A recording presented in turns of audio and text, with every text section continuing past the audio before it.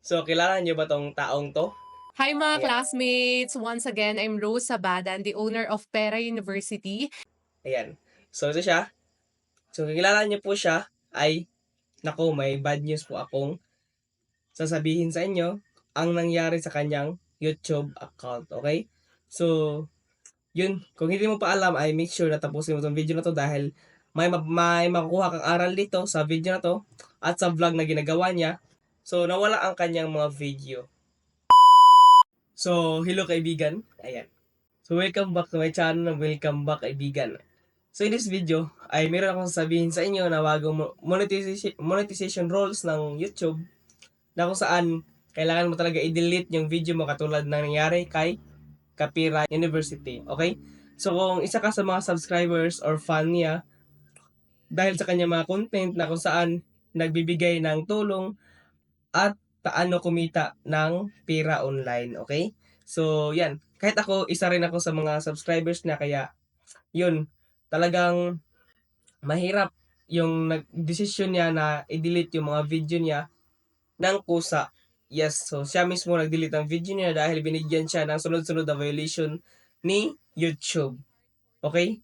So yun, kung malalaman niyo talaga kung totoo ba talaga yung sinasabi ko, yes, pwede niyo pong puntahan yung kanyang YouTube channel ngayon din at bumalik kayo dito kung nakita niyo na para ma-discuss ko sa inyo kung paano nga ba nagka-violation yung kanyang mga video, okay?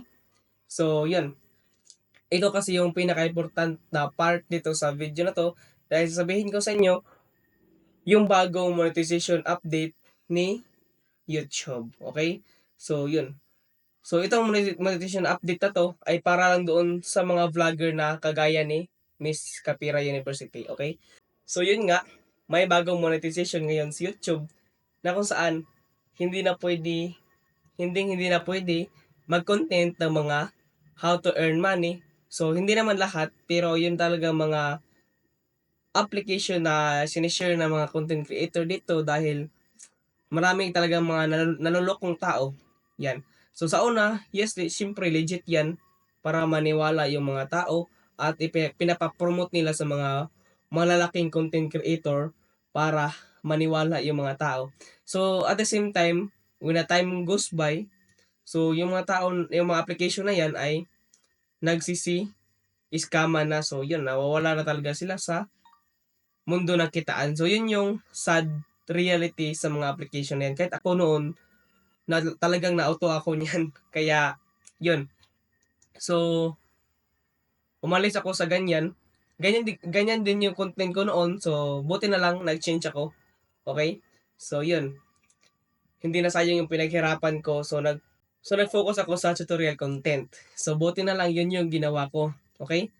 So, nangyayari kasi kay Kapira University ay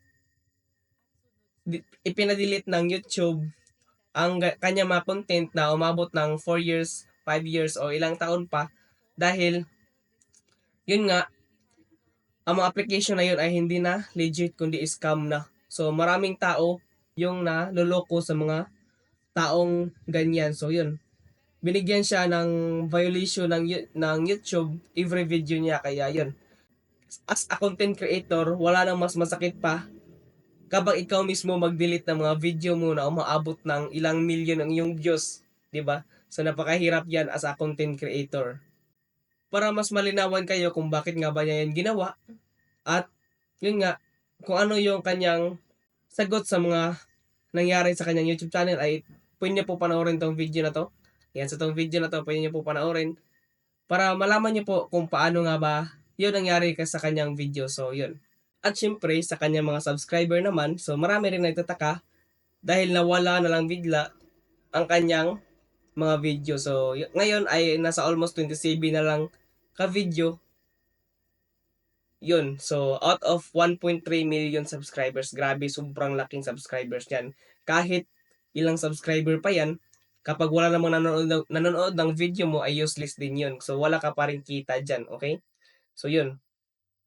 So, sa mga content creator na mga bago at gustong mag-content ng about ng mga earning applications. So yun, hindi ka na pwedeng kumita dyan o magkakaroon ka na ng violations kang YouTube pagdating ng panahon, okay? So yun, wag mo nang gagawin yan dahil hindi ka rin naman dyan kikita dahil sa bagong monetization ng ng YouTube, okay?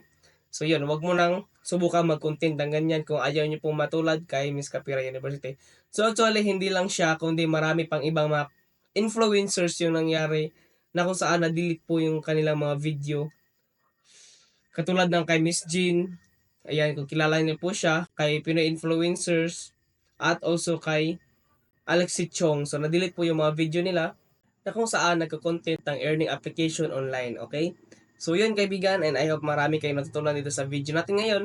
So, ayun lang, gusto kong i-share sa inyo na wag niyong gagayahin yung ginawa nilang content dahil sa bagong monetization policy ng YouTube. Okay? So, yun, kaibigan, and I hope nasagot ko yung mga katanungan nyo.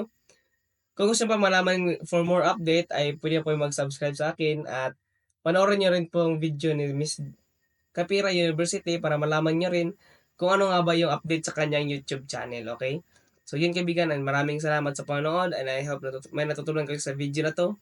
And yun nga kaibigan, wag na po yung gawin yung mga content na ganyan about earning application dahil hindi na po tayo pwedeng kumita kang YouTube dyan. Okay, so yun kaibigan, and I hope marami kayo natutunan dito sa video na to. And kung marami kayo natutunan, don't forget to like and subscribe para malaman ko rin kung sino po yung matulungan ko dito sa video natin ngayon. Maraming salamat kaibigan sa panonood, and thank you for watching. God bless.